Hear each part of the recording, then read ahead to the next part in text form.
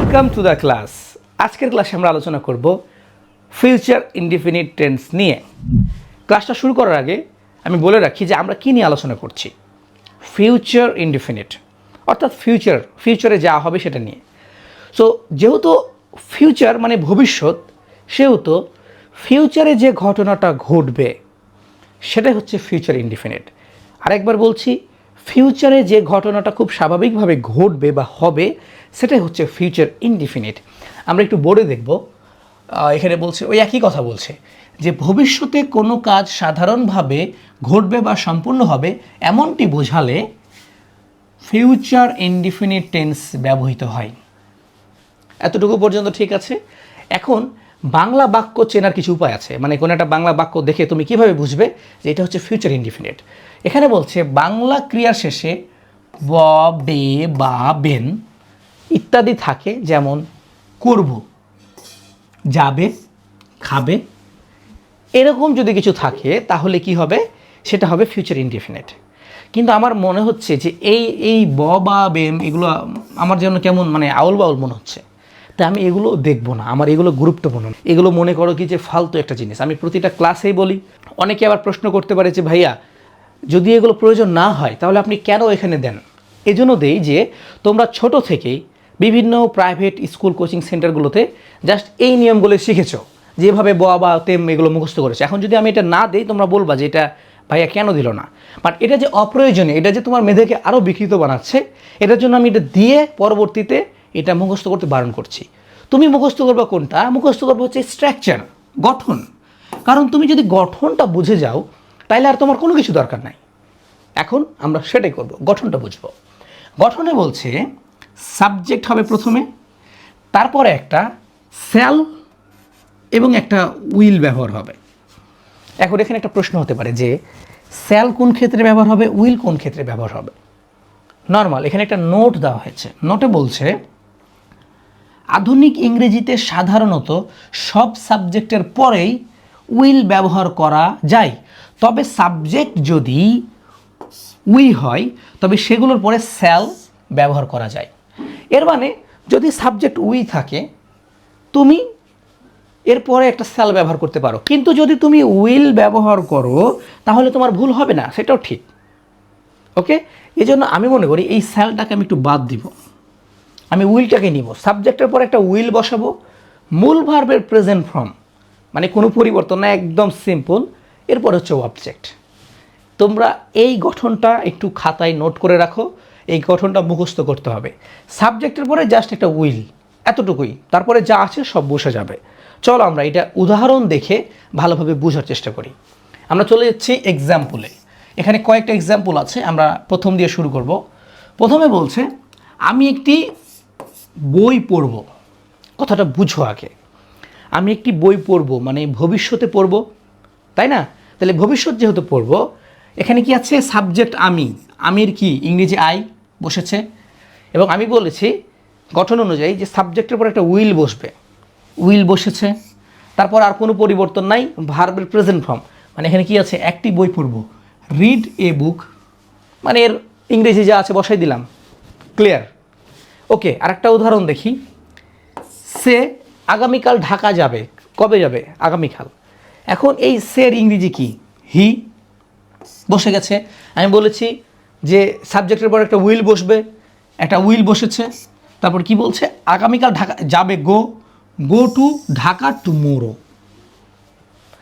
এখানে কোনো এই জায়গা পর্যন্ত এইদিকে কোনো কাজ নাই। আমাদের কাজ যে সাবজেক্টের পরে জাস্ট একটা উইল বসানো, এই উইল বসানো। বোঝা যাচ্ছে? ব্যাস, সিম্পল। আরেকটা দেখো, তারা ফুটবল খেলবে। তারা ফুটবল খেলবে মানে ভবিষ্যতে খেলবে।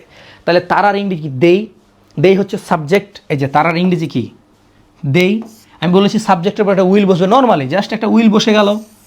এরপরে কি? ফুটবল খেলবে, প্লে ফুটবল। সহজ সহজ একদম, জাস্ট আমার সাবজেক্টের পর একটা উইল বসাতে হবে। এই ফিউচার ইনডিফিনিট টেন্সের এটাই কাজ, আর কোনো কাজ নাই। আমরা আরেকটা উদাহরণ দেখব যে আমরা কাজটি সম্পূর্ণ করব। আমরা কাজটা সম্পূর্ণ করব মানে ভবিষ্যতে করব।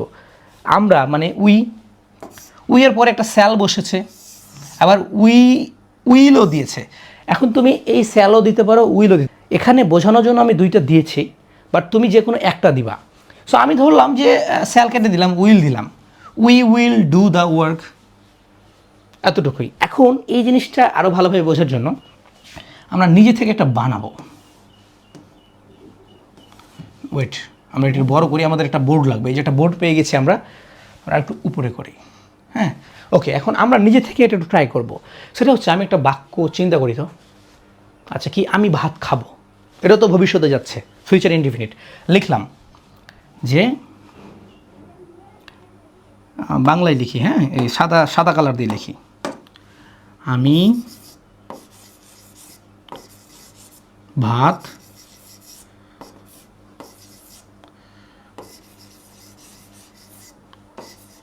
খাবো। লেখা বোঝা যাচ্ছে, আমার লেখা কিন্তু খুবই খারাপ, তবে ট্রাই করবো ভালোভাবে বোঝানোর। আমি ভাত খাবো, ঠিক আছে, খুব সিম্পল। এখন আমি এটাকে একটু লাল কালার দিয়ে ইংরেজিতে লিখবো। এর ইংরেজি কী হবে? প্রথম হচ্ছে আমি আছে সাবজেক্ট, লিখলাম আই, এবং আমি বলেছি সাবজেক্টের উপর একটা উইল বসবে। কি বসবে? উইল। Will, will. ভাত খাবো, ইট রাইস।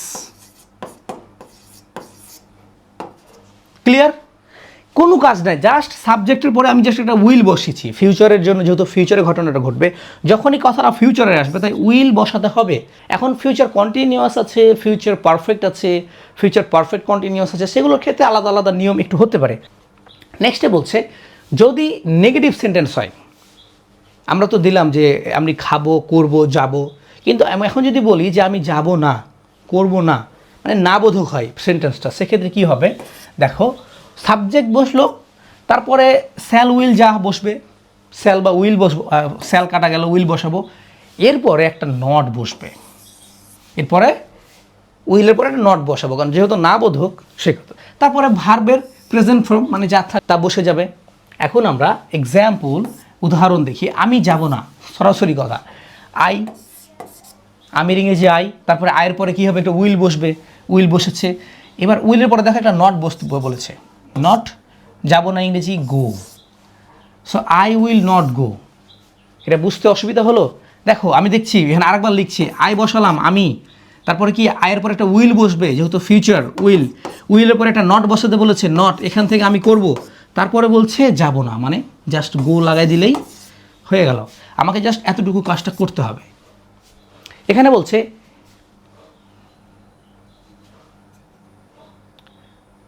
এখানে একটু ভুল হয়েছে, সে হবে, এখানে সে হবে, সে কাজটি করবে না। কী হবে? সে কাজটি করবে না, he will not do the work. এখন সের ইংরেজি কি? হি। হির পরে বলেছি সাবজেক্টের পরে উইল বসবে, নর্মালি বসেছে, যেহেতু না বোধক আছে কথাটা, সেহেতু একটা নট বসবে, বসেছে। তারপরে কি? কাজটি করবে না, ডু দ্য ওয়ার্ক, বাংলাটা বসাই দিয়েছি, একদম সিম্পল। এটা বুঝতে কি অসুবিধা হয়েছে? কারণ এটা খুব একটা কঠিন, এটা খুবই নর্মাল, আমরা এতদিন এটাকে কঠিনভাবে দেখেছি বলেই কঠিন। So my dear all students, আজকের ক্লাস এতটুকুই। দেখা হবে পরবর্তী কোনো একটা ক্লাসে। আমরা পরবর্তী ক্লাসে ফিউচার কন্টিনিউয়াস টেন্স নিয়ে আলোচনা করব। ততক্ষণ ভালো থাকবেন, নিজের খেয়াল রাখবেন।